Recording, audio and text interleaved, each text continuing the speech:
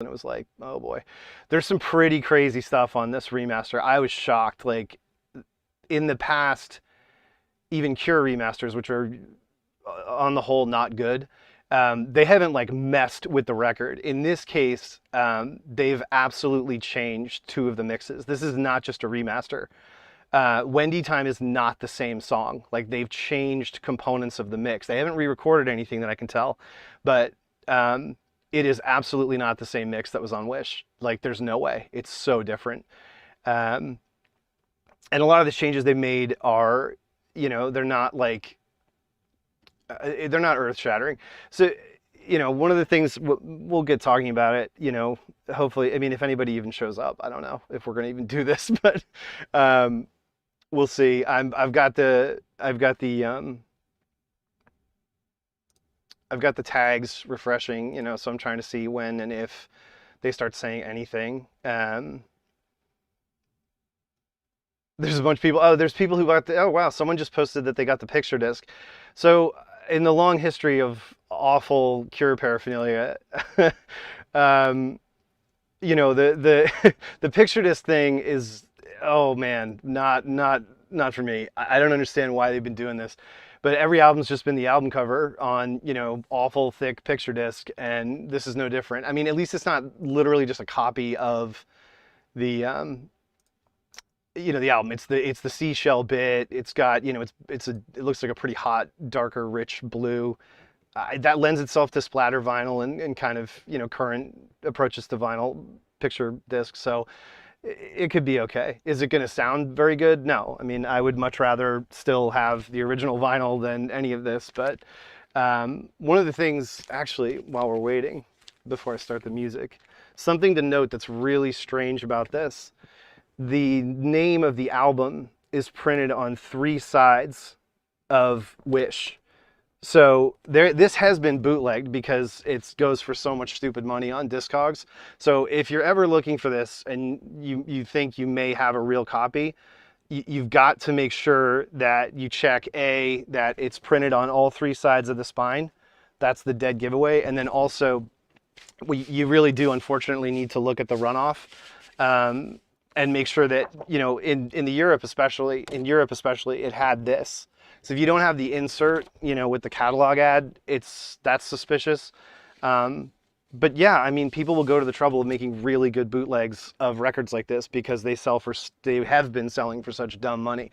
I ordered the deluxe edition of this. I'm pretty excited about it. I think it's going to be great. And I think it's going to be substantially different. Which you can already tell off the streaming that came out today, how different this mix is. It's really, I wouldn't say destructive, but it's hugely different. Like, if you go back to Disintegration, they did what they do for most remasters. They just cranked it. They just made it hotter, and, they didn't brick wall it that bad, but Disintegration is essentially just a lot hotter on the remaster. And then if you get the deluxe edition, you get the completely ruined version of Entreat, where Robert Smith has done this thing that he's been doing to all of the Cure's material, which is taking all of the effects off of the drums. And I don't understand why he keeps doing this. Like, it ruined Entreat. There's nothing wrong with like period reverb on Boris's drums in Entreat. It makes it sound more like a live recording, even if it is theoretically artificial, right? What I find is that this change he keeps making, his ears, I don't know what it is, but you go even to like the mixed up deluxe edition with his disc of remixes, he just won't put any effects on drums. So what happens here, he doesn't do this, there's no change necessarily to the masters of Wish, but on the bonus discs, you've already got examples of this. So he does remix the big hand and he ruins it versus the original version of the big hand that was at the end of Picture Show, which has tasteful like 1990, 1991 reverb on the drums. Now it sounds, my joke on Twitter is it sounds like a paper towel. Like, it's so dry and it's so dead and so flat, it doesn't sound good. Yeah, give the drums to Robin Guthrie. Give everything to Robin Guthrie, right? He mean, you know, he did that Hatchie record. He did a great job with that, you know, giving her a new version of Chapter House's Pearl. But you know, it's weird. Remastering is a dark art. And so the other thing he does on the second disc of this is he presents and I again, the marketing of these things, the changes and stuff, I don't know what they're doing, but there is a new mix of From the Edge of the Deep Green Sea on disc 2. And it's exactly this modern, flat, no effects drum thing that Robert Smith does to everything now.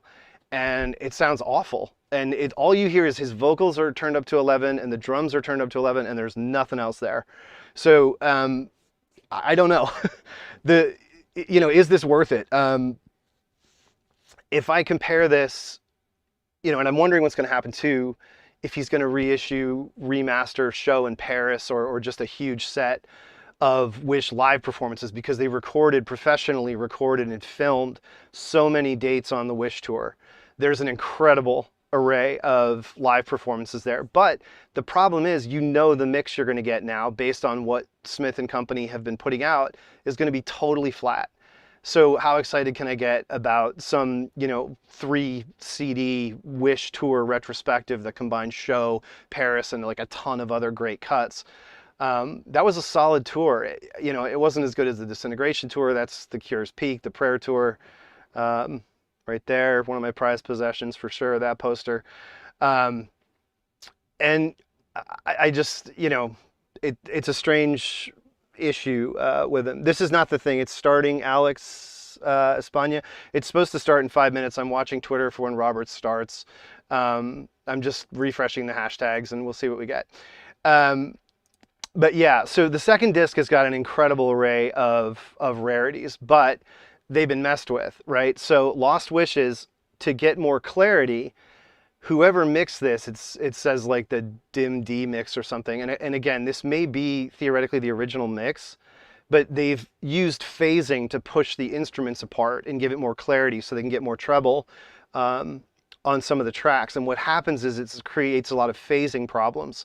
So to me, when I listen to the original Lost Wishes, which you can get on YouTube, and there are plenty of people who've uploaded really good copies.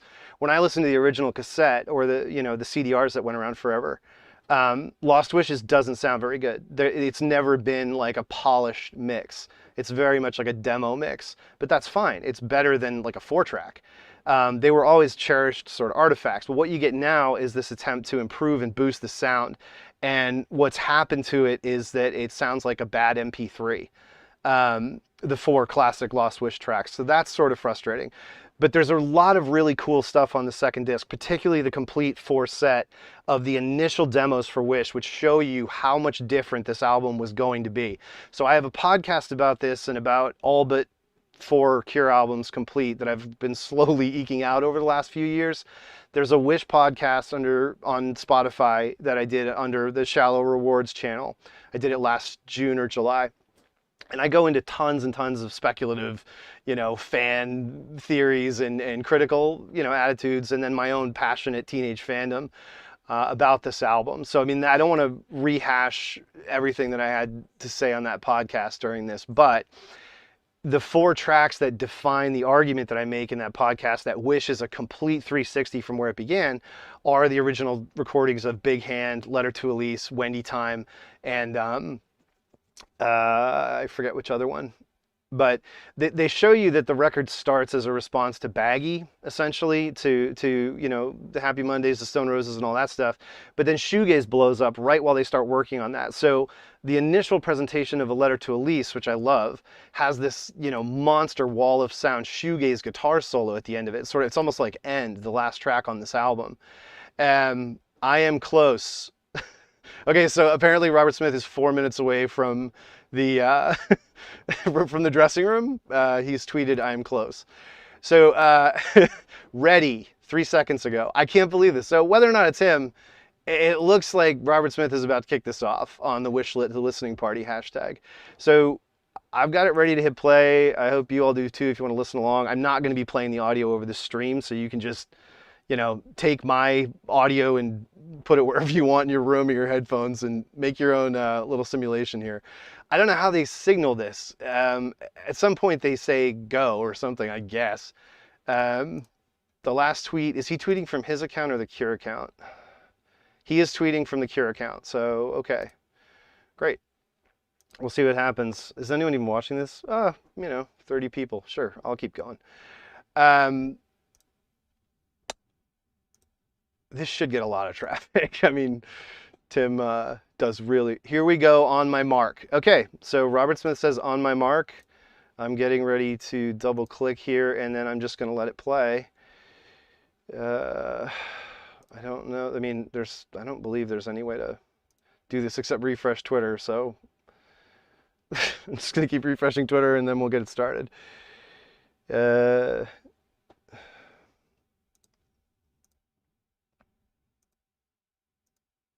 then I'll just talk about this album. But I think, predominantly I want to talk about the remaster itself. Because, as I say, there is a podcast I'll link under the stream. 3, 2, 1, go. All right, double click on open now. There it goes. So, open. I don't get too deep into analysis in the podcast about these songs. On the remaster, open is just as muddy as on the original article. The hi-hats sound like Dolby C is on. It's the strangest thing. Like, it is so annoying, and it's still there. So they're just shimmying. It's like this, like they come in and out of the mix because of the gate on them. And the strangest thing about it is there's already a better mix of this song, and we'd already heard it when the album came out, which is on the high slipcase. The fixed mix of Open is fantastic. And it's like, if you look at the B-sides, again, this is all in the podcast, you look at this Twilight Garden and Play, you look at the single mix, the superior single mix of High, and all of this stuff sounds phenomenal. Why? Because real producers are doing it.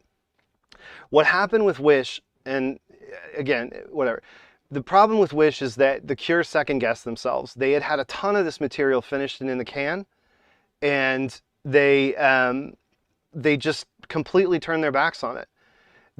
It was flat, and they did it. They were right to do it. The album was flat. It was mid-tempo rubbish. Wendy Time just went nowhere for like 6 minutes. A Letter to Elise was just like a kind of bland halftime stomp. And, The Big Hand was kind of a mediocre song, Frank. I love it. It's beautiful. Beautiful atmospheric. It's a great song. But if you're talking about like The Cure, who've just become one of the biggest bands in the world, it's just not good enough. So they knew this. This album was a struggle. And the explosion of shoegaze really helped. This lit the fire under them and under Robert conceptually to change what they were doing and essentially to change Wish. Recording the Wish demos began in November 1990 at Live House in Cornwall with Steve Whitfield. Session produced 4 songs, A Letter to Elise, Wendy Time, The Big Hand, and Cut. So that's the first tweet. That's what, I was just saying, essentially. And so the problem there, again, if you listen to Cut, and these are all included on the second disc of this, Cut is, absolutely flat, mid-tempo, goes nowhere, and is awful. Frankly, it's just really tedious. And that's something he wanted to change. So, he did. They went back in the studio. They started getting together responses to Shoegaze. And it was an important thing for them to do. It was the right decision. They really needed to come up with something more vibrant. They were really stuck. So, the band isn't doing well, right? The rest of the band has forced Robert Smith to kick Lowell Tolhurst out. He had a serious problem with alcohol going back to 1986. It really got bad during the recording of Kiss Me, Kiss Me, Kiss Me in Miraval in France. And Lowell is really open about this in his book, which is called Cured. And he has a new book coming out soon called Gothic that is supposed to be way more technical. So I think what happened is he read Peter Hook's Substance and he realized like, oh, people actually respond to this technical stuff. And so I'm really excited to see that because his first book there, Cured, A Tale of Two Imaginary Boys, it was, it's very personal. And that's great for super fans of The Cure and for the history of The Cure. But he's very guarded. He doesn't talk a lot about The Cure, and he says openly, like, I know where the bodies are buried and they're not in here. He doesn't air any dirty laundry, and no one from the Cure camp ever airs dirty laundry. Robert won't stand for it. He's always been about protecting the image and the sort of classic distance of The Cure and himself conceptually. And when the band members do things like freak out on Twitter and say, I quit and I'm tired of the betrayal and all this other stuff, he gets pissed. He got pissed at Roger O'Donnell because he published diaries describing the recording of Disintegration on the internet back in like 1999. You know, he's very concerned about the legacy, and he has every right to be. So, you know, no harm, no foul on that. But it's, you know, it was a difficult time. This record comes out of a lot more struggle than is apparent because it was so successful. It has probably their most enduring pop hit, arguably, in Friday I'm in Love. It has multiple fan favorites. You know, doing the Unstuck is such a great, you know, crossover bridge song for Cure fans and then people who maybe haven't heard them, who'd be excited by it. And then, of course, you have like From the Edge of the Deep Green Sea, one of the most signature Cure operas like ever. So, you know, it's, if you listen to it at a remove and you understand sort of the history of it, it's interesting going through the different things that caused Wish to end up the way it did. And with Open here, it's pretty evident the pressure that Shoegaze was putting on Robert Smith and The Cure to update their sound. Disintegration, you know, had been something of it's a very monolithic album. It's an album that's still of the 80s, and in many ways it caps and ends the 80s in sort of taking everything that had been going on in alternative, you know, English music, rock music, that came and grew out of goth as a reaction to punk, because punk burns out. And it perfected it in so many ways, and it perfected his voice, you know, kind of what he had to say as a person, as a growing celebrity. It's just a phenomenal work. It's untouchable. And, you know, that's sort of the hard part about Wish, is it's following an album that almost can't be followed. But Open, you know, is a great way to open it. Incredible guitar work. It's just the fixed mix is so much better. Boris is totally drowned out in the album mix. The drums are just a mess. There's too much gating, and it really just it doesn't work relative to the mix that's already out there, again, for everybody who would have been excited to buy this album. It's a strange thing, and it's followed up, you know, the lyrics are about the deranged perspective, loss of control, and banality of believing oneself to be defined by the role of singer in a famous band. Yep, and it has like one of everyone's favorite lines, "The way the rain comes down hard, that's how I feel inside." As soon as I found the tuning for this, I started writing it quickly and knew it was going to open the album. Most of the rest were band efforts based on the B-sides. Yep, I mean, you know, I say a lot of this in the podcast, and a lot of this is interesting too, because it will confirm or refute some of the suspicions I've had. So now we're into High, and again, the album mix of this is terribly flat compared to the single mix. It doesn't have the synthesizers triggering under, and it's just not as good. But on the remaster, there are significant improvements to High. The kick drum is way too loud. So they've really pushed that up. Excuse me. And, you know, there's things about the album mix of High that are great. It's got more space in it. There's more space for that kind of, you know, almost like rim shot on Boris's drums. There's more space for the bass, but it's not as fluid. It's like everything on Wish. It's very dry, and it's very kind of, you know, it's woolen, it's warm, but it's stiff. It really needs, you know, it just needs more space. It needs more breathing room, more treble to kind of make it alive. And that's what's in the single mix. So, you know, I would, anybody who likes this or whatever, on the third disc is the 12-inch extended remix of the single mix. So it's just sort of like paging through measures of the single mix. But if you go and get the Digipack for High, which is, you know, anywhere, Discogs, anywhere used, it's not hard to find. I think the single mix is also actually on Galore one of the greatest hits packages is probably the single mix, and that's where I go every time for High. But it's a great single. It's the single I prefer. Um, Robert just tweeted,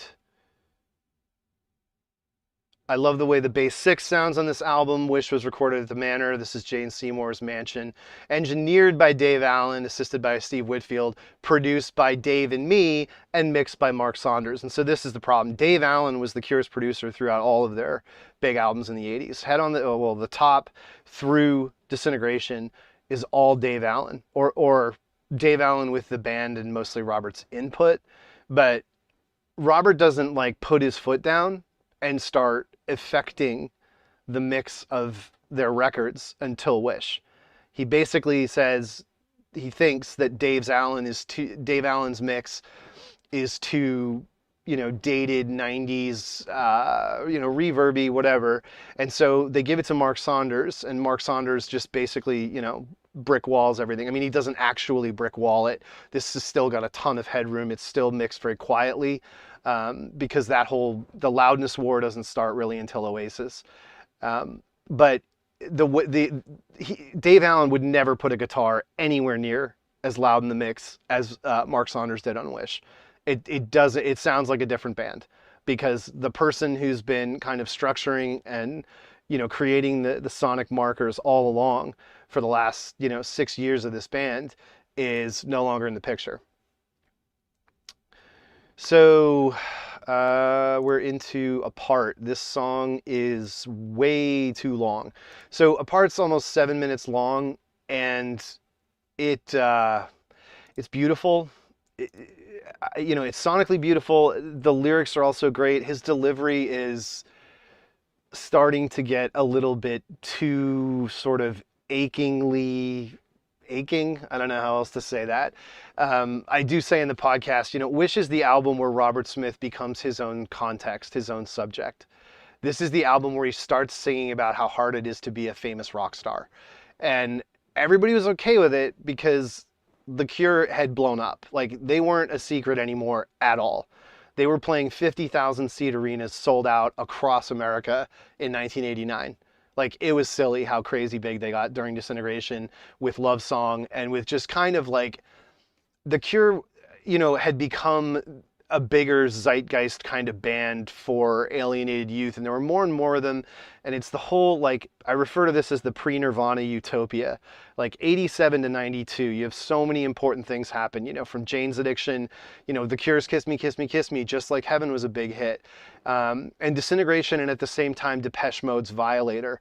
The maturation of all of these huge English bands. New Order's Substance is another record that just exploded during this time.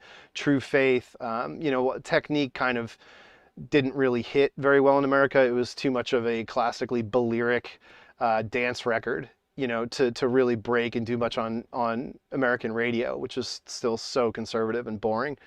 But anyway, it's a period that was ending, and Nirvana was the exclamation point, or whatever analogy you want, that ended it. But there was lots of great stuff going on, and it was stuff that wasn't packaged and translated by the media.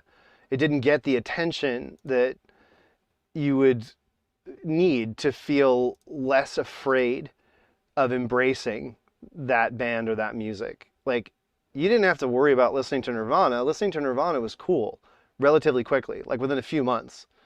Listening to The Cure, you still got some stick.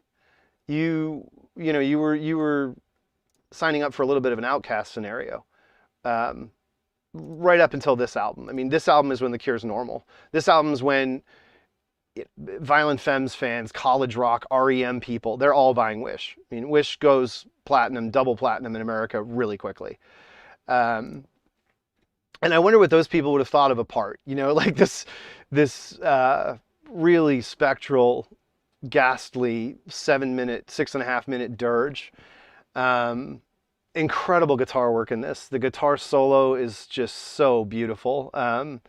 Beautifully written, beautifully played, and as Robert says, it's the bass 6. That's the key to so much of this. And Yeah, he's saying, strange. Well, Robert's probably in his cups after a long set. So anyway, he always says all this obtuse melodramatic stuff on Twitter. He just said a very sad song. This hard to listen to. I don't know if it's hard to listen to, like versus, faith or pornography, but it is a beautiful song.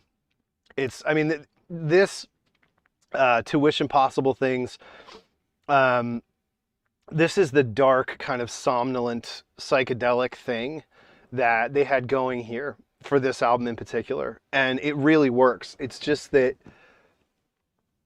they second guessed this record big time. They hugely second guessed themselves, and they ran back and they re-recorded a whole bunch of stuff, and you can hear it. The Apart and High and a bunch of these songs come from one particular session, but when we get to From the Edge of the Deep Green Sea, From the Edge of the Deep Green Sea, Cut, and Doing the Unstuck, I believe, are all from a different session, and they don't even sound the same. So it's a really strange thing that this, the remaster just makes this more dramatic. I tweeted this out earlier today. The remaster makes it more explicit and more dramatic that this album is a compilation of different sessions and really different mixes. Like the clarity of the drums right here on Apart was already incredible and so rich, but it's exaggerated by the remastering to the point where when you get to From the Edge of the Deep Green Sea, it's all so like flattened and washed down that it doesn't really sound like it's the same album. The frequency responses are all over the place. There's so much wash in Cut and in From the Edge of the Deep Green Sea and Doing the Unstuck, and Cut. I said Cut, sorry. And this makes it a very strange experience, even stranger than the album already was. It exacerbates and underscores a strange thing about this record, and I don't think the album benefits for it necessarily. But the memories I get from this album are so strange, man. I mean, this is a record this was the first Cure record I was waiting for, like camped out waiting for. I first heard the Disintegration, while it was out. Like when Fascination Street was the lead single, I heard that. I saw it on MTV probably, and I got the single. And like that was the start of my journey with the Cure in late 1988 or something. I don't remember. And then I was just like, oh, this is going to be my thing. And like I went all in and I got all the records, and there's such a back catalog, like there's like 8 records at that point to go back and learn about. And there's the book 10 Imaginary Years that came out in '86 that tells the first 10 years of the band, and there's all this mythology, and his look and all this stuff. And so Wish is the album that I got to fully experience 360 in real time, anticipation, everything, and going to see him live multiple times. So this is the centerpiece of the record. It's the Cure fans Cure song on Wish. ABC in concert, they showed clips from, that was not from the show, that was from another show. So that's a funny thing about this, and From the Edge of the Deep Green Sea is a good song to talk about it. The Cure recorded, I don't remember how many dates on the show tour, knowing that they knew they were going to break up.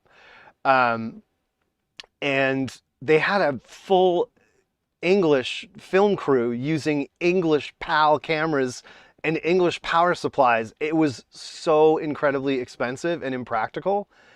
And it created just nightmarish logistics problems, and it was just it was nuts. But show, nothing else looks like show because of it. It's a really strange document that I have on Laserdisc.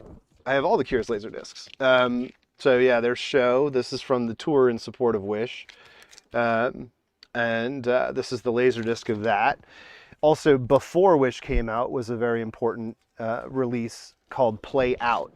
So when I talk about those 4 tracks that they recorded before Wish, you hear all of that here on Play Out. You can get this on VHS. I don't know if they did a DVD, but there's bootleg DVDs of this Laserdisc on eBay. Get them. If you can afford like the 30 or 40 bucks or whatever. There's someone selling DVDs ripped from this that have been upgraded through a wedge box. They're really good. And there's tons of stuff on here that's not on that VHS, like the Jonathan Ross show performances, all that stuff. It's not on here. It's only on here. It's not on the VHS that came out in America. It was shortened. So look for that. It's really good. And I've got it. And you know, if there's a place that we're intersecting online, I can rip it for you. But yeah, I even have the trophy, the Laserdisc of In Orange. This is the one.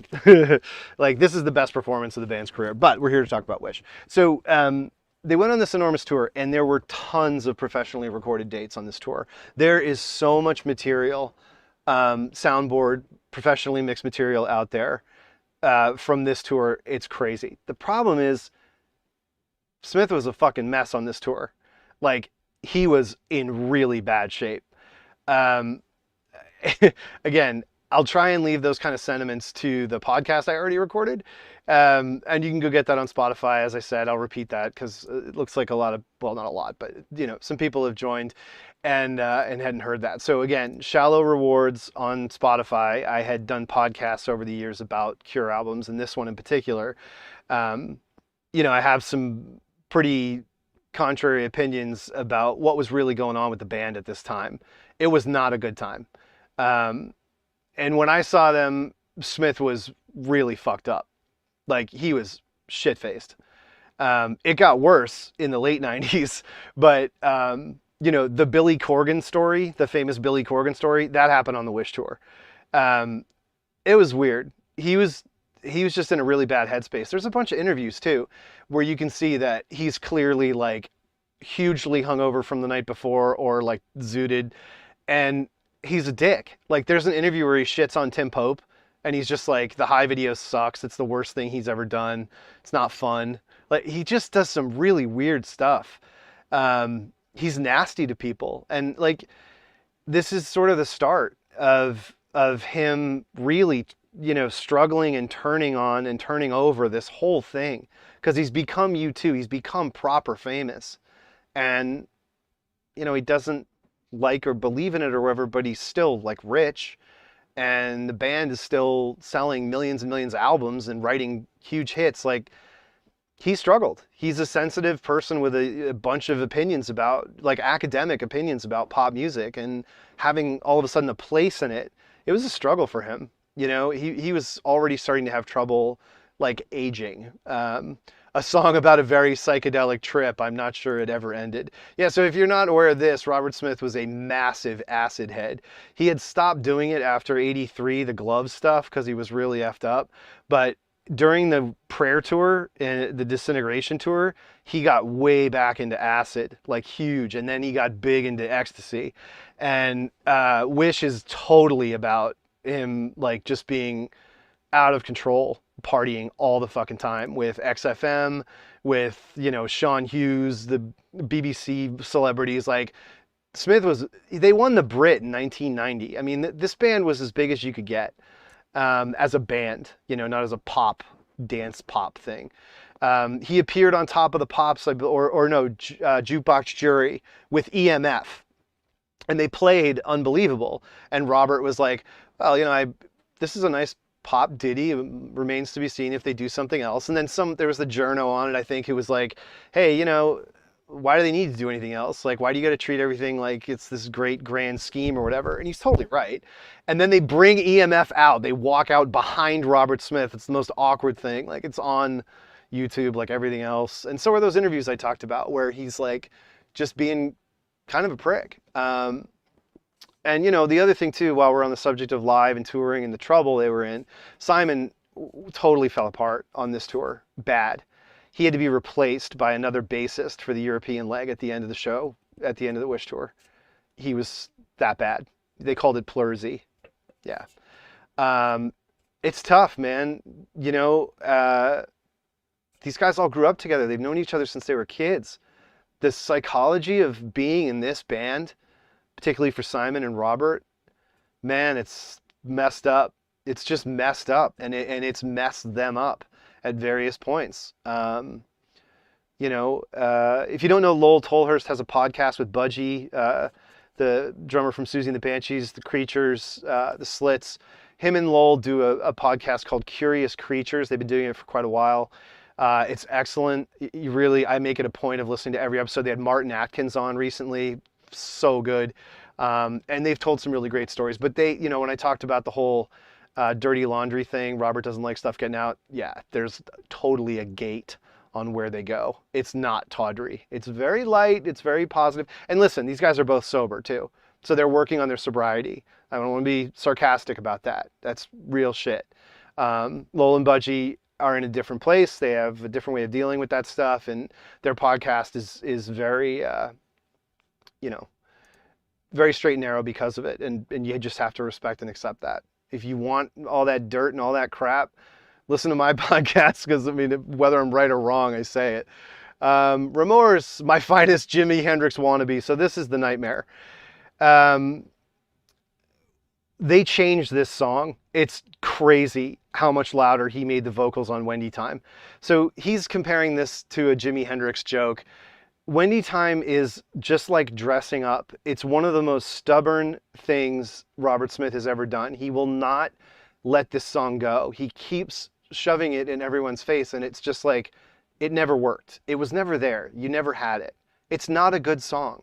It doesn't touch me at all, bridge, or, whatever you want to call it. It's sort of a pre-chorus. It is the chorus. I don't know. It doesn't touch me at all part is nice. The sort of, I don't know if it's a Jaguar synthesizer, the old Fender, like Stereolab style synthesizer that's in it. Not synthesizer, organ, excuse me. Just weird, man. It's just a weird, bad mid-tempo song that was never any good.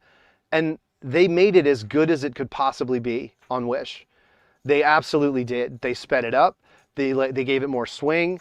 They went all in on the wah and all the other junk they used to kitchen sink this thing and try and make a song out of it. But it's a honking mess. It's 5 minutes and 15 seconds long. This is like a Japanese Whispers dream single ditty at best. Like, this should not be this long. It's pretty crazy. You'd be lucky to get 310 out of this. I don't understand it. Yes, are the people who love it? It's their kinky afro. You're not kidding, Connor. That's straight up a good way to put it. This is a really awkward attempt at a go mad single. And like, to this point, The Cure have done tons of that as throwaways. Mr. Pink Eyes, the B-sides all around, The Love Cats and Speak My Language and whatever, like drunken studio jokes. That's all fine. But in this case, like, he's trying to make a central, real song out of, it's also the persona, the way he even sings it. All of a sudden, okay, he's trying to open up and let the, open the curtains and let some air in after Disintegration. Because Disintegration is just, absolutely a brutal, monolithic album in terms of the content, in terms of, everything. So, Wish wants more light and shade, right? Let's rock out a bit. Well, they did that with Never Enough. I don't know they need to do a whole album of corrective, variety. It is what it is. I don't know how else to put it. Wendy Time is just a weird one. And all I can say is this remaster makes it about as good as I could imagine it ever being. It is surprisingly different from the original mix, but it is a different mix. Let's see if he talks about it. One of the early demos sped up and wad down. Yeah, okay. Another song about the world, the weird and wonderful Wish world. I still find it strange that complete strangers can start talking to me as if they have known me for years. Yep. Making this album, I used to get going around 4 PM, go to the pub, come back, go for it. Okay, yeah, wow, must be nice. Yeah, it's strange. It's it's just a song that it doesn't work. Just flat out, it doesn't work. And it's funny that it's paired with doing the Unstuck, right? Because this is their monster,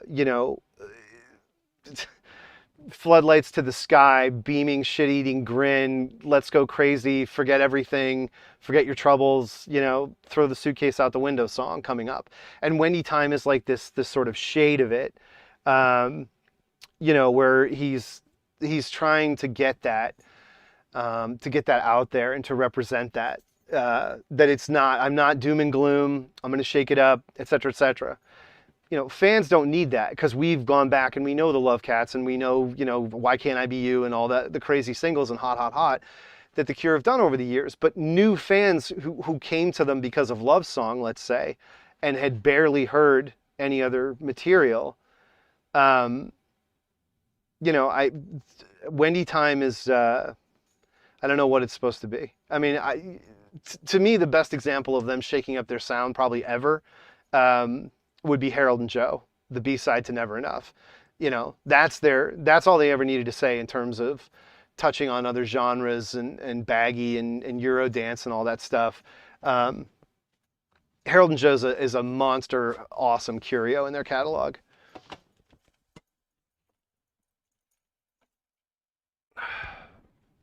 My dog made it down here. So doing the Unstuck, infamous, hyper pop, hyper Cure song. This is really going for it. He's going for it big on this one, and it's great. Too long.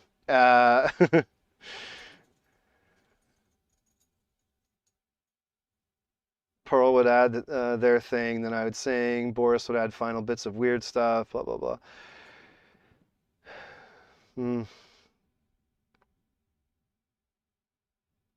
Strange. So far, Robert hasn't really said much.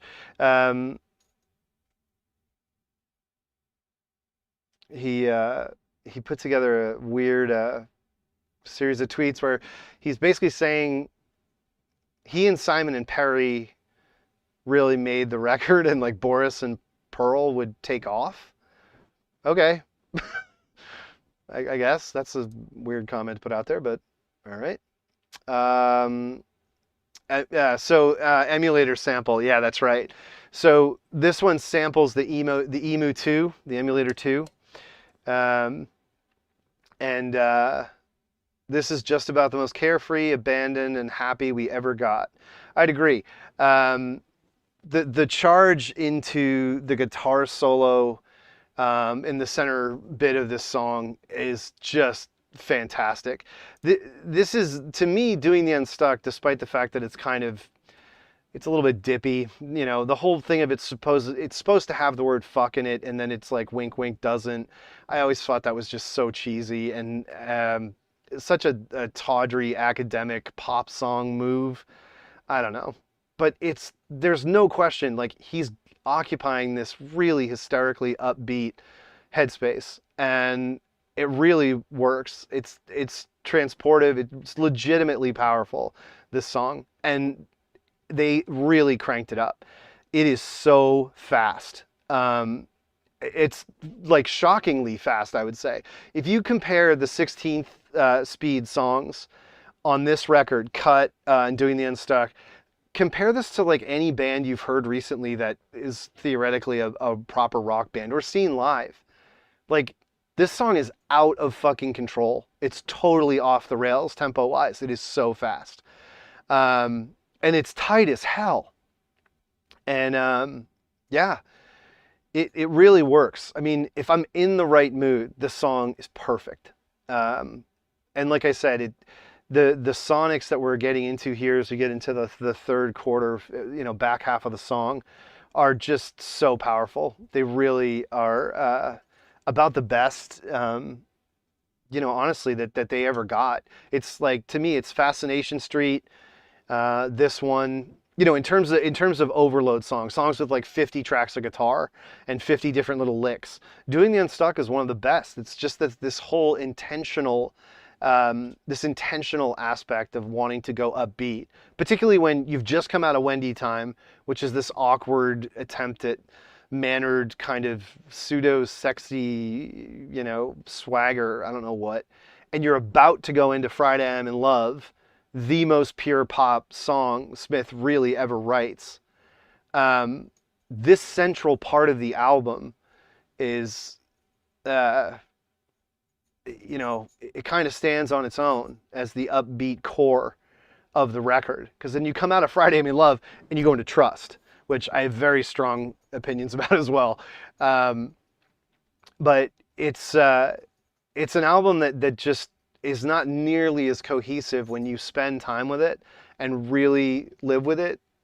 It stands out so much that this record doesn't hold together at all. It really sounds like a whole bunch of different sessions. I haven't been refreshing. Oh, everybody who's got their Cure vinyl is just totally flexing all over Twitter. Oh, here's my Friday I'm in Love 12-inch. Here's my this. Yeah.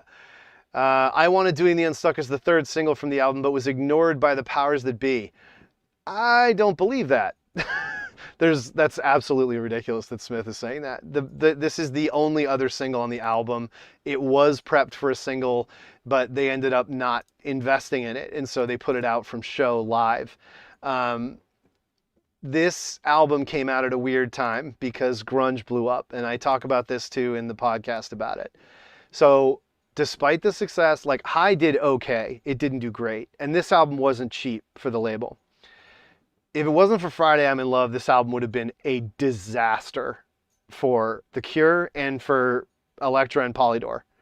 There's no singles on this apart from Friday I'm in Love, Doing the Unstuck, and High. You've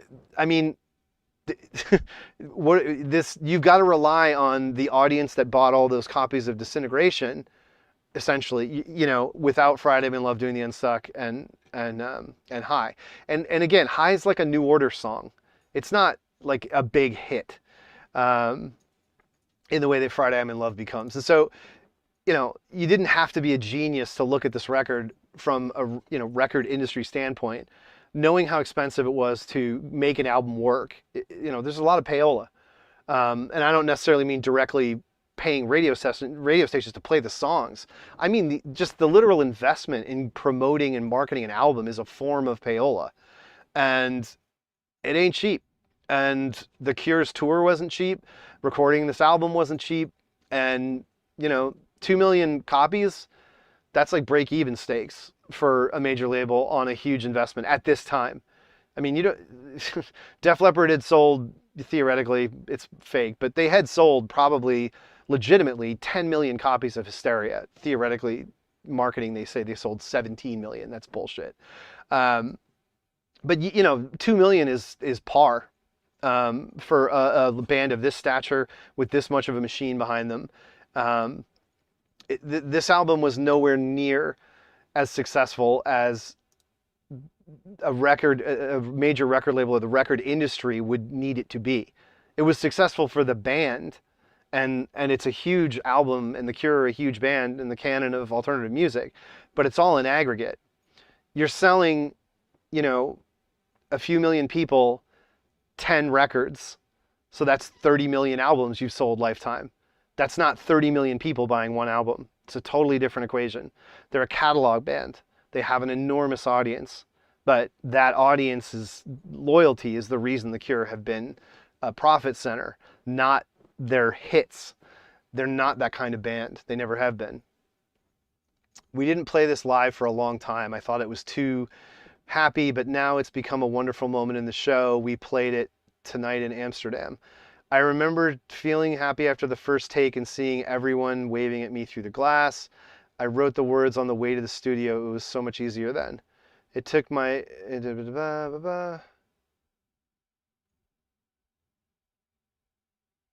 So that's weird. He doesn't go into the riff thing. Interesting. So the riff from this, Robert was convinced he had stolen from somewhere because it's literally just plucking a D chord up and down. That's it. It's just a D chord. And he was like, this can't be, I didn't write this. This has to be from something. He was calling people, freaking out, like, where is this from? He didn't tell that story. He's told it before. It's out there, whatever. And I talk about it in the podcast, but Trust. So that, yeah, this song, this is the one that was like, when this album came out, I was like, this song sucks. This is The Cure writing a wedding ballad. I'm not having this. Like, as a Cure fan, this sucks. I'm not happy about this. Now, this puts me in a minority, right? Because vast majority of Cure fans probably played this at their wedding and think it's the most beautiful thing ever, and it's so heartbreaking, etc., etc. I'm like, no, come on. The Same Deep Water as You is the Cure heartbreak. You know, even Pictures of You, um, and Trust to me is a step way too far. It's just so maudlin. It's so obvious. You know, the lyrics are so drawn out and basic, and it points the way toward the train wreck that is Wild Mood Swings in terms of him losing it as a songwriter and a lyricist. Um, I mean, Wild Mood Swings is one of the most embarrassing things I've ever heard, and I'm like an insane Cure fan with everything they've ever done. Like, I'm also a music critic and have been for my whole adult life, and have 6,000 CDs and albums and everything down here from you name it. But The Cure is still one of the most compelling stories, even as a critic, in the history of pop music. Um, so, you know, I have this, you know, bizarre down the middle of having been a teenage fan. Like, I was in a Cure cover band. My band's high school Battle of the Bands performance is on YouTube. It's on this channel, actually. That is some funny stuff if you want a good laugh after this. But, you know, as I grew older, you know, and became more critically minded in my approach to pop music, and more of a kind of syncretic, like wanting to hear everything and, you know, studying music as well as enjoying it. Um, the Cure is one of those bands that defies, like, um, you know, time and place, like, versus like Echo and the Bunnymen didn't make it into the 90s. They were definitively a reunion band when they came back around. Um, the Cure's a band that could have stopped in the 80s. They made it about 3 years into the 90s successfully. Wish was their biggest present tense album ever. The Burn on the Crow soundtrack was enormous. Um, and you know, right up until 93, they were still in the public consciousness with that reputation, with the same reputation they'd earned and built throughout the 80s. It just died on its ass with Wild Mood Swings. Um, Depeche Mode made it for sure, yep. But Depeche Mode is a rinse and repeat band. They do the same thing every time out. They just update it. It's Dave Gahan is this sexy, you know, baritone, awesome singer. They, you know, Depeche Mode, like, Violators is important as Disintegration. And then they had a big hit with I Feel You. Um, and they kept updating their sound, and they were great at it. And they're so twinned with The Cure, with the Beaumonts and everything. Like, it's ridiculous how much they're the same. Killing Joke, yeah, I love what's it called? Pandemonium or whatever, with Jaina on it. That was a great single. Yeah, Killing Joke's big goth record in 94, 95. That was a good one. But they had totally been flatlined up until that. That was like a comeback record for them, I mean, in my view. Anyway, yeah, Trust. I'm just, I did tweet out, I was really surprised by how the end of this has been changed, like significantly changed. It is much more wall of sound. It's not as flat. It's got more headroom than, or less headroom rather, I would say, than the original one. And so Robert just retweeted this sentiment, and he had said it when this anniversary issue was announced. I think Trust is one of the best things we've ever done. It's played with such feeling. You know, it's so, everybody's got their own take and their own ears and their own mind, and, you know, it's wild. Oh, someone started tweeting the liner notes. Oh man, that's nice. So someone's tweeting the liner notes from Steve Whitfield. I don't know if they're included in this or where the person who posted it got them. Out of This World, Cure fans just posted it. Interesting. So then the other song, oh, it's not on yet. Letter to Elise. Oh boy. Everyone's posting the David Lynch gif on the trail. Not a lot of activity in the chat. Now I will just listen. So yeah, Robert's having this big, you know, zone out. He loves this song. I don't know. He loves this song. It just never did it for me. Strange. Also, Roger O'Donnell is not in the band at this point. And you talk about all the dirty laundry stuff. Roger O'Donnell just threw a snit on Twitter when somebody made some relatively positive comment about how the band sounds with having more people on stage.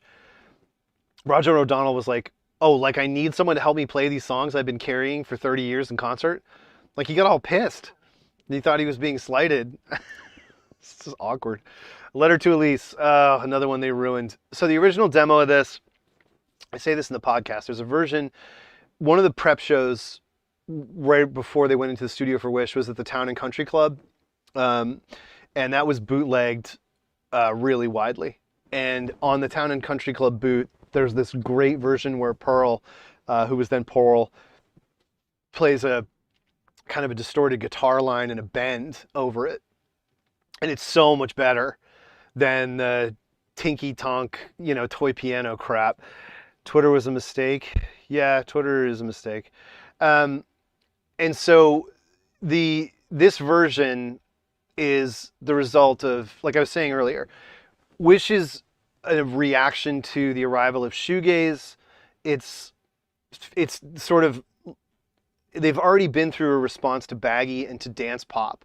And that response, they've made songs that sort of touch on baggy and on dance pop. But now that's like over and the UK press is shitting on it. And shoegaze is the new thing. So there's that. And then there's the outsized success of MTV Unplugged and this notion of acoustic, like, authenticity. Acoustic guitars and acoustic non-electric performances are suddenly authentic. It is really weird. It peaks with Nirvana's MTV Unplugged in, a couple years after this. But The Cure do one of the landmark MTV Unplugged sessions, and it's out there on YouTube and everywhere, and you can download like a high-res version from the Internet Archive even. It's so good. I mean, I bought a brand new VHS tape to make sure when I taped it, it was a virgin VHS tape, and I put it in a hard shell case so I would never lose it. And I still have it. I can't believe it. I just looked over. I forgot. This is it. So I got a hard shell newsroom VHS tape from the high school, and I put the unplugged tape in this so it could never get damaged. Oh man, ridiculous. That was a world. And yeah, Unplugged was amazing. And so Perry is Beaumont. He loved the acoustic thing and he thought it was the way forward for the Cure. He was still on about it when they did Wild Mood Swings. But on Wish, in addition to the shoegaze stuff like Open, From the Edge of the Deep Green Sea, and these are all the shoegaze response songs, because the Cure made shoegaze. Like all those bands were Cure fans, like Ride, all those shoegaze bands were like huge Cure fans as kids in the 80s. That like is ridiculous. And it was embarrassing for Ride because like they were getting called the Cure's little brothers and shit. And so they turned down the chance to open for the Cure on the Wish tour because they didn't want to be considered the Cure's baby brothers. Like what a fucking disastrously stupid move that was. Instead they went out and did their own tour with Pale Saints. They did a college club tour in America. I saw them with Pale Saints opening instead of opening for the fucking Cure. Way to go, guys. Yeah, and then they fell into that whole same thing every other Creation band did, where they're like, oh, the Black Crowes are the saviors of rock and roll, and we need to get into Southern rock. It's so authentic and real. Like, we got to play blues scales, man. Wow. Man, Ride shit the bed so bad. And they're open about it. Like, I'm not shitting on them. They laugh now. There's so much distance. Andy Bell was in Oasis. They've done everything and reunited 8 times. I love Ride. I have every stupid thing. The dumb anniversary awful reissue that's already falling apart. This piece of crap. It's so dumb.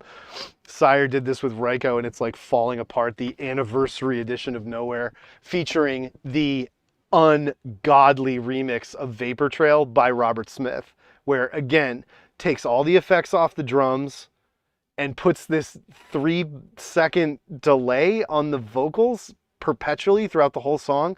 You got to go listen to it. You can't believe how bad it is. But anyway, A Letter to Elise, the best version so far, the best version of it really out there is on this. It's the original 1990 recording with the big wall of sound shoegaze guitar attack at the end. That is really good. Okay, cut. So this song, this is literally like shreds. This is the Cure shredding. I can't, Boris, like, this album is his swan song. He absolutely shreds all over the shit. And Cut is one where it's like, it's nuts. Like, I mean, the guy is such an underrated drummer. Maybe he's not. I mean, he was in like Modern Drummer and shit, but man, Boris goes for a studio performance on Cut and End, and even From the Edge of the Deep Green Sea. It's just so crazy. For a number of reasons, Letter to Elise never established itself in the Cure live repertoire. Well, because it's not good, and it's an awkward time signature, or it's an awkward tempo, especially for Jason Cooper. Anyway, so again, he concedes that Letter to Elise was inspired by Kafka's Letters to Felice. I had mentioned in the 17 Seconds podcast I did, 17 Seconds is all Kafka. It's all about the short stories and that shit. Like, and Kiss Me is all Maupassant and Baudelaire and like all that stuff. Smith is obsessed with classic European short stories, vignettes. That's like his lifeblood, and it's made him, you know, able to write these wonderful little songs that are essentially tributes to them. And A Letter to Elise is, you know, heavily influenced by Letter to Felice. It was a huge mistake to make that song a single, you know, instead of doing the Unstuck. But the label, you know, I don't understand it. It's bizarre. So Cut, this is one of the very first demos. It is another one of these bad, like, it was so slow when it was being played live around those Town and Country Club gigs and the stuff that's on Play Out. You know, again, the Play Out VHS, and again, you want to get the Laserdisc, or you want to get this person on eBay who has an upgraded DVD rip of the Laserdisc. The version of Cut that they started out with was from the same sessions as The Big Hand, which plays over the end. God, this mirroring thing is killing me. Plays over the end of the Picture Show Laserdisc VHS tape. This is all the videos from Kiss Me and Disintegration, and at the end of it is this 1990 version of The Big Hand, which is the same session that Cut and Letter to Elise are from. Cut here, no, that's another Cure song. Cut on Wish is just, it's such a unbelievable like storm. It's just, it's crazy how fast it is and how tight it is and what Boris is able to get away with. I listen to it all the time, but the point I make in the podcast is, does this go anywhere the Cure hasn't gone before? Is this covering new ground versus the title track from Disintegration? Or like, you know, even like Torture on Kiss Me. Like this is the Cure's angry mode, and like they've kind of been here before. Does this do something new with it? Yeah, it does. It's the craziest, heaviest, thickest, most layered production of an angry, fast Cure song ever. They never topped it. Oh,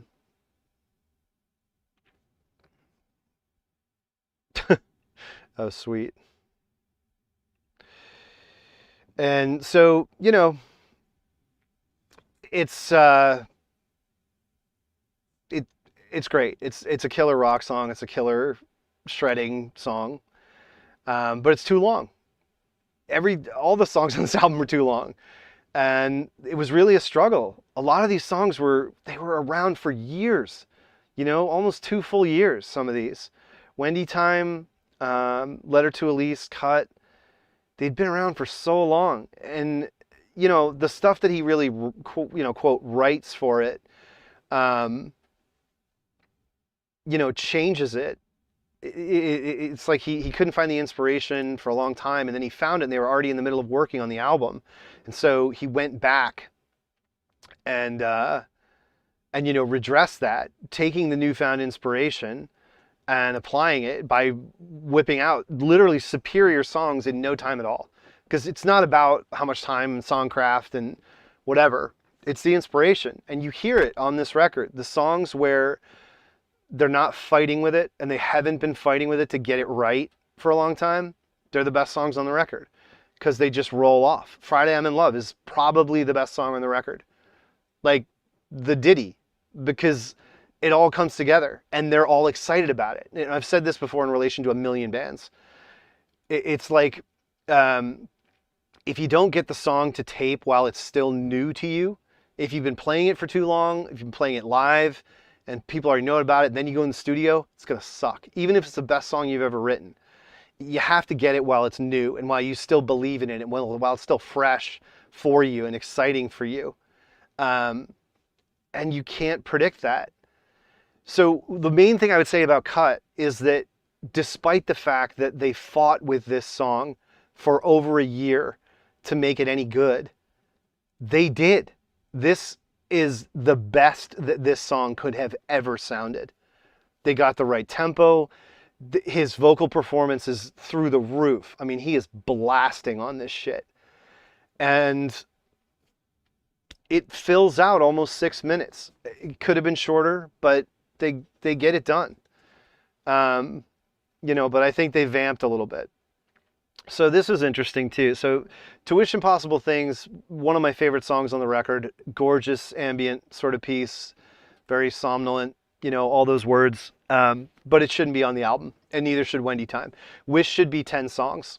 It should not be this long. It's not a strong enough record, and there's too much, there's too many different ideas that don't flow. To Wish Impossible Things doesn't work on this album. This is a perfect B-side for this album. It calls back nicely to Kiss Me, Kiss Me, Kiss Me. It's one of my favorite things. It's one of my favorite sets of lyrics Robert Smith has ever written. It's so simple and in an authentic and honest and beautiful way. And the riff and the space and the production and all these choices, they're just note perfect. But it does not belong on this album. It just reinforces the fact that Wish is cobbled together from a bunch of different sessions and a bunch of different ideas that go back over the space of 18 months, and it just doesn't all work. Yeah, Wah-Wah is a strange thing, for the Cure to be using, I guess. You got to remember, though, if you haven't heard it, I mean, The Kiss is one of my favorite Cure songs ever on Kiss Me, and it's all wah. But I don't think it's actually real wah. I think it's the Boss T-wah, the pedal wah. I'm not positive, but I'm pretty sure.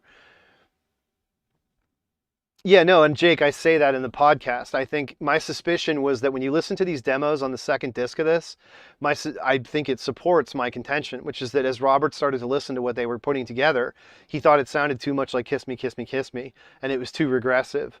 It's too psychedelic. But the thing is, the fans, the kids like me, we all heard that shit. We heard this Twilight Garden, we heard Play, and even the single mix of High, and you'd been hearing Wendy Time and Letter to Elise live and on Play Out. And all this together, almost the whole album was of material was out there. And it all sounded like this twinkly, goth, psychedelic Kiss Me thing, just with a little more punch and authority. And then you get the album and it's like muddy shoegaze and a couple of pop ditties. And it's so evident that he second guessed this album. Robert Smith second guessed Wish while recording it. And even the band potentially.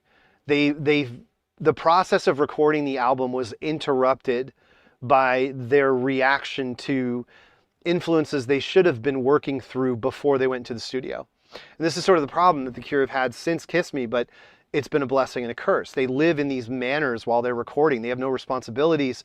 Everything they ever need in life is taken care of. They just play all the time. And the positive of that is you can come out with an album as perfect and incomparable as Kiss Me, Kiss Me, Kiss Me, or you can come out with Wish, which is not a failure by any means. But as I say, the remastering makes more clear that this album is a little bit fractured and not necessarily as cohesive as as Disintegration, certainly. To Wish Impossible Things is the title track, another gorgeous melancholic piece, my favorite song on the record, says Robert. I agree. It might be my favorite song on the record. It just doesn't belong on the record.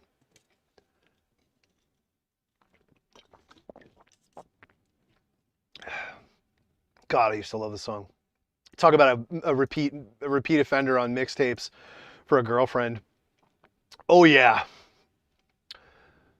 Oh, great. Now there's all the people in the TL posting, do you remember when pictures of them with Robert Smith backstage? Like, yeah, he totally remembers.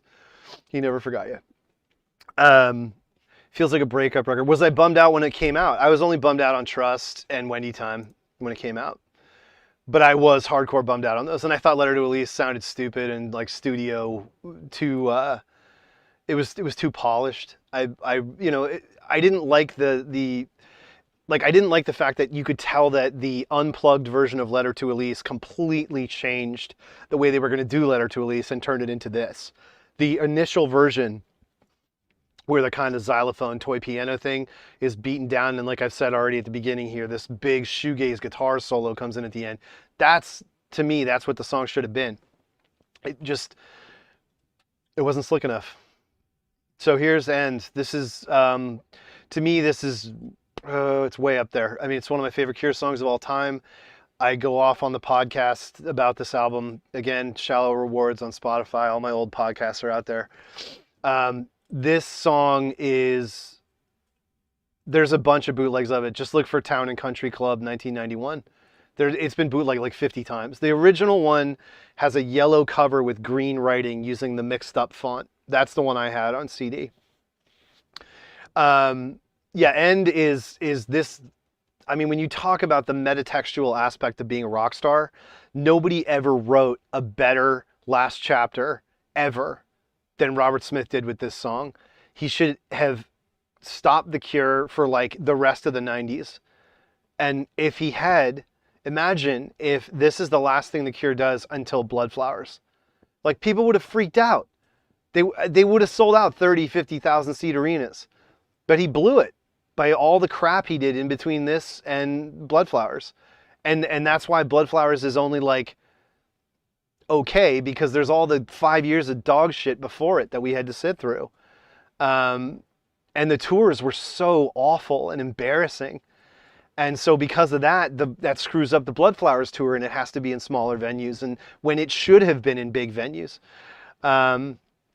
Anyway, it's this is where Boris Williams gets to go off. And he gets to answer for Shoegaze and respond to Shoegaze.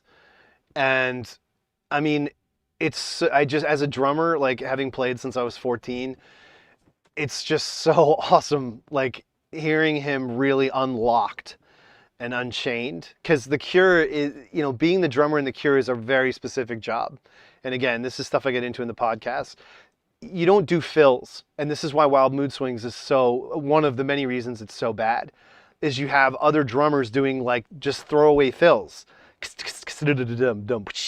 Like, what? That's not the Cure. You listen to any Cure song ever, it's a pattern. It's very specific. The fills are like part of the song, the same way a guitar riff is part of the song. Listen to Push, listen to, Kiss Me, Kiss Me, Kiss Me is the definition of this. If Only Tonight We Could Sleep, The Snake Pit. These are songs built around drum patterns, almost in the way that, Steve Morris approached it in Joy Division and New Order. And this is where there's a break with that for the first time. Even though I'm sure it's on a click or whatever, because it's a studio recording, Boris goes all over the place on this. And it's a dirge, and the Cure have always done dirges. And yeah, Lowell's triplet fills were great. I mean, that's what he could do at that time, like Plastic Passion, and his waterfall, dun dun dun dun dun dun dun, dun, on all the forest and jumping someone else's train and shit, and grinding halt. Lowell did great. He did as best as he could do, and he came up with original patterns too, and it informed the way the Cure's sound developed. There's a little bit of a difference with Andy Anderson on the top, but not much. It's still, lockdown, pattern-based drumming. And it's a hallmark of the Cure that's not necessarily understood. But this is the break with it. And this is Smith answering for his fame, for, for every expectation that's been cast upon him, for what's happened to him in his personal life and his social life upon becoming a celebrity of this magnitude, particularly in England.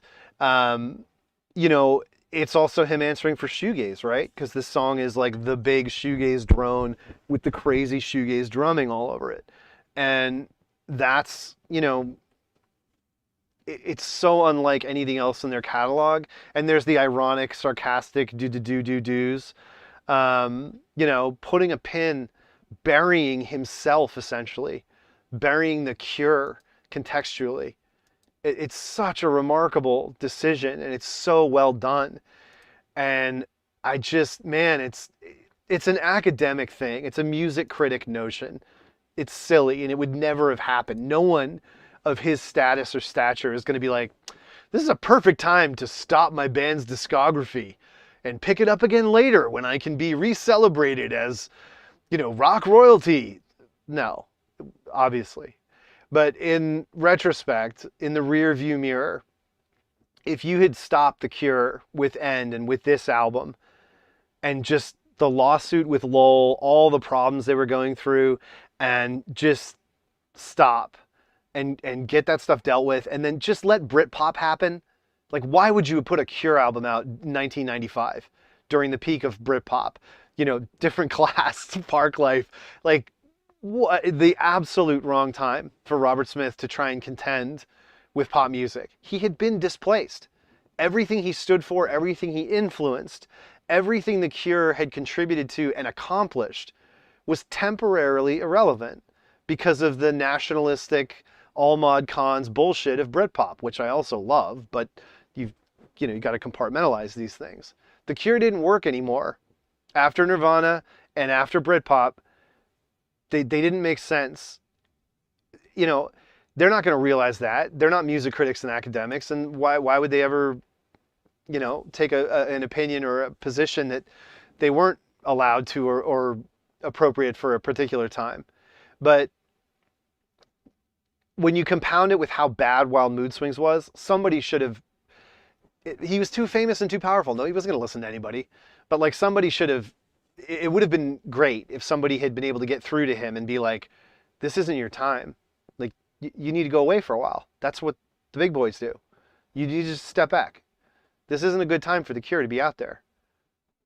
And like, it would have made everything so different. Man, the whole 2000s would have been so different. And like, The Cure fixed everything once they got Reeves Gabrels in 2012. Now they're like a solid, every time out you're getting your money's worth live draw. But the 2000s was a nightmare. It was all bad. And I mean, that's the podcast I haven't been able to do to kind of tie off this thing so I can go back to the three I never did, which is Head on the Door, Kiss Me, and Disintegration. At some point I will. I haven't been able to find a thread that's interesting to listen to. But so this is the Big Hand demo. And again, listen to how bad the snare is. If you're streaming this on Spotify, you should be already in the Big Hand. I can't believe how bad the snare sounds. Like, the original mix of this, I tweeted it out, it's on YouTube, from Picture Show.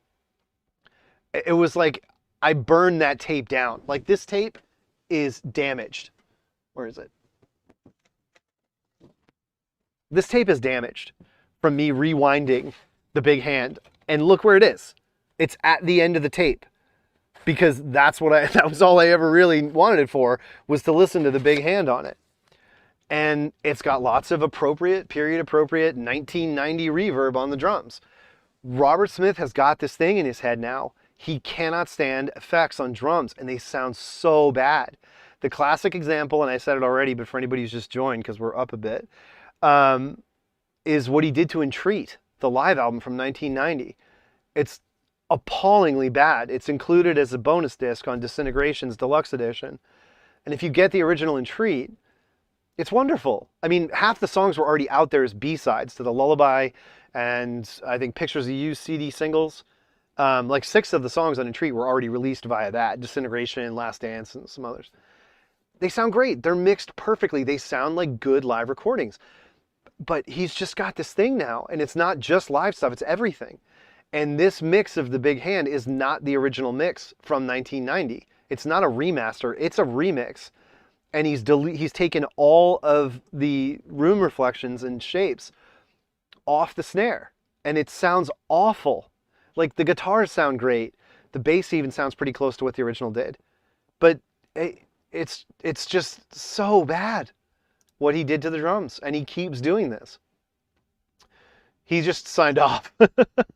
So I guess the 2022, okay, so he says, the 2022 remaster sounds like the album I heard in the studio. Finally! Okay. Yeah, here you go. He does, this is great. Robert Smith just admitted sort of something I'd been saying that, isn't necessarily always part of the dialogue. We played some great shows on the Wish tour that followed, but the band was dissolving slowly. The end was inevitable. The only thing he doesn't say is it was dissolving because of him, because he was a complete fucking mess.